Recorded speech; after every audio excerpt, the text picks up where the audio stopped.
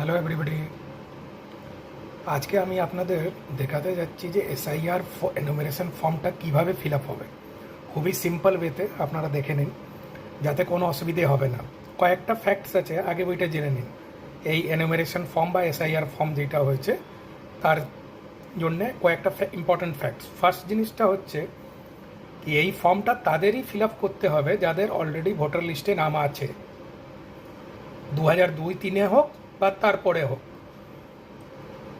এইটা শুধু ওরাই ফিল আপ করবে যাদের অলরেডি ভোটার লিস্টে বা ভোটার কার্ড যাদের আছে। নতুন ভোটার লিস্টে নাম তোলার জন্যে বা নতুন ভোটার কার্ড প্রিপেয়ার করার জন্যে এইটা ফর্মটা ফিল আপ করতে হবে না।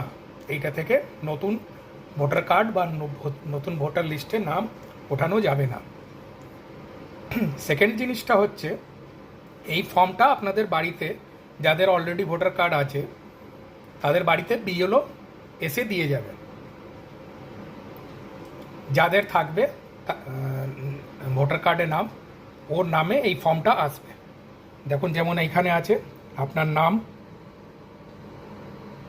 ঠিকানা, এসবগুলো অলরেডি প্রিন্টেড থাকবে। এইখানে বিধানসভা নাম, একটা কিউআর কোড দেওয়া থাকবে এইখানে। তারপরে আপনার এইখানে যাদের ভোটার কার্ডে যেই ফটোটা আছে ওইটা এইখানে প্রিন্টেড থাকবে।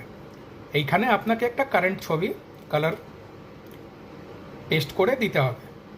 তারপরে দেখুন, এই সেকশনটা সবাইকে ফিল আপ করতে হবে যাদের 2002 বা 3-এর লিস্টে নাম আছে বা তারপরে যাদের ভোটার কার্ড হয়েছে।